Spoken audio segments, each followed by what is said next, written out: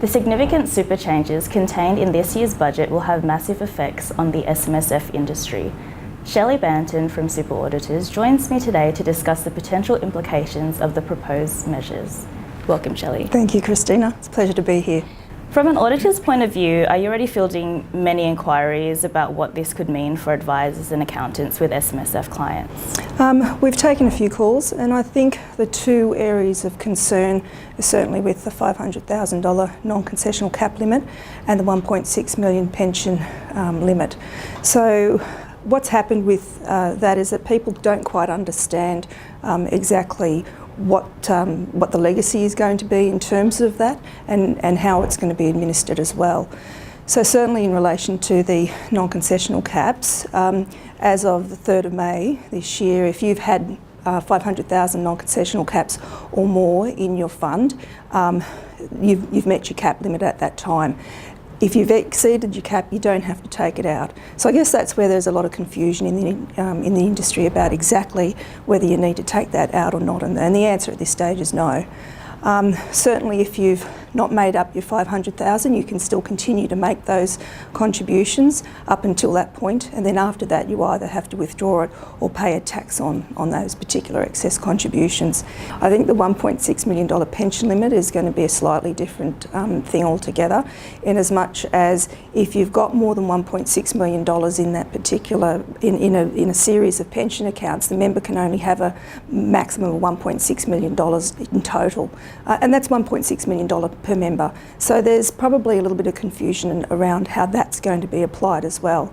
And I guess if you've got more than that $1.6 million, it means that you either have to withdraw that excess or take it back to accumulation, because otherwise you're going to be paying a 49% tax on the excess and also the earnings on that excess as well. So if you do have multiple pensions, it's an interesting time in terms of understanding which pension you're going to roll back and how you're going to do it. And certainly there's going to be some careful planning required to be able to make sure that you're doing that effectively for yourself in the future. Great. Let's take a look at the measures a bit closer. The lifetime 500,000 non-concessional cap will be backdated from 2007. Yeah. Will the retrospectivity of such a change affect the audit process in a major way, especially with concerns around breaches due to incorrect records? Okay, well look, auditors don't actually have to breach on excess contributions as such. What they do have to do is look at the fund in line with Regulation 7.04, which looks at how the fund has accepted those contributions and the conditions under which they've accepted those contributions. So, for example, if the member's 65, they can obviously accept those contributions up to the $500,000 limit. If they do exceed that, we have to make sure that they've met that they have exceeded it. So we need to know whether they've met that $500,000 limit or not. And then if they have exceeded it, whether they've actually sent that back to the member within 30 days. And that's the difference. So if it's not sent back within 30 days to the member, we are then obliged to report on it. So from that point of view, depending on whether it's the amount is 5% or $30,000, 5% of the fund or $30,000 means we may have to submit an audit contravention report. So it's not necessarily the excess contributions as such, it's really in respect of whether that's come back has been refunded to the member within 30 days. Okay, and if the lifetime non-concessional cap was instead prospective and began from 30 June this year, for example, would this eliminate some of the auditing issues? I don't think so. I think what it would do is just make the date change in relation to that. I think the biggest issue is for members is going to be finding out exactly whether they've met that $500,000 limit or not. As you're saying, it's going back to 2007, and at that stage there wasn't a lot of funds that were on the same platforms as they are today, so getting access to those records is going to be very difficult. And it's one of the reasons why it's important to make sure that your contributions are always documented and that you always can see in the documentation who receives what contribution is given to which member. From our point of view, for our clients, it's going to be a lot easier because we've always been quite insistent about that. So certainly when there's discrepancies between what the ATO has on their records, because they're manually calculating that at the moment, and that takes them a couple of days. We're going to be able to identify exactly what the contributions will be quite easily for our clients, as opposed to other super funds who may have only in the past had a general minute that said we accept contributions for the year. So it's going to be very interesting and difficult for members to actually come up with whether they've exceeded their caps or not, because at some point a line's going to have to be drawn in the sand, and it's going to have to be agreed upon by all parties. Okay, and what about the lower concessional cap of $25,000 per year? Will that have any impact on the audit at all?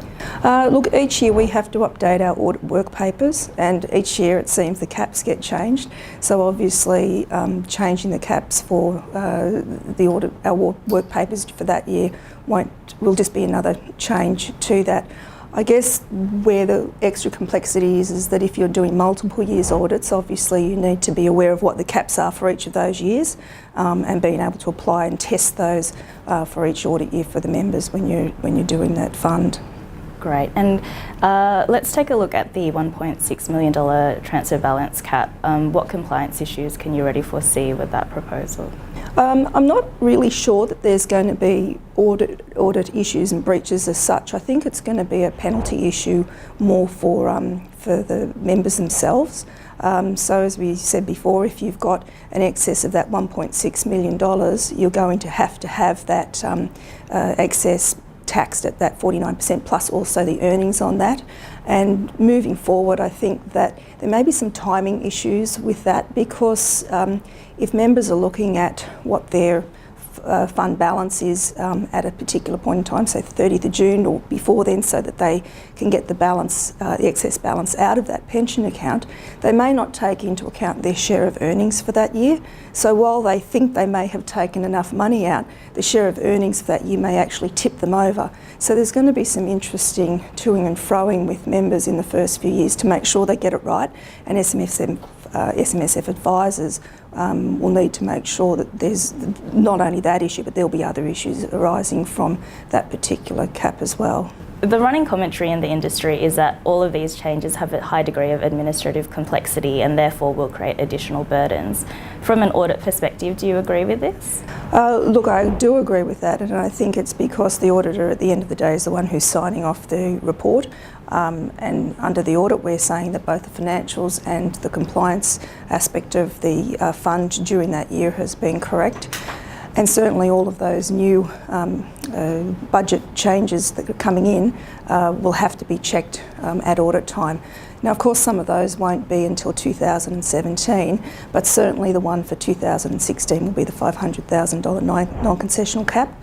So a test will have to be included in the work papers to account for that, for members not exceeding that cap, as we've said, getting the records to make sure that whether they have or haven't exceeded that cap is going to be the main question.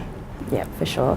SuperAuditors recently launched its SMSF technical support service. Could you tell me a bit more about it, particularly in light of the ATO's new early engagement and disclosure service? Do you imagine the demand for the service will increase in light of all these super changes as well? Look, our release of that service has been very timely, and we've for a long time provided technical support to our clients, and to extend that to the industry is just it seems very natural and also a very good fit with the ATO's voluntary disclosure service. We've been able to find solutions for complex SMSF audits for our clients for a long time, so being able to move into the industry and provide the ability and have the ability to help rectify breaches, engage with the ATO early and prepare and lodge those voluntary disclosures is a really exciting time for us, and we're looking forward to be able to get a lot of funds back on the path to compliance. Great. Well, thank you so much for joining us today, Shelley. Thank you.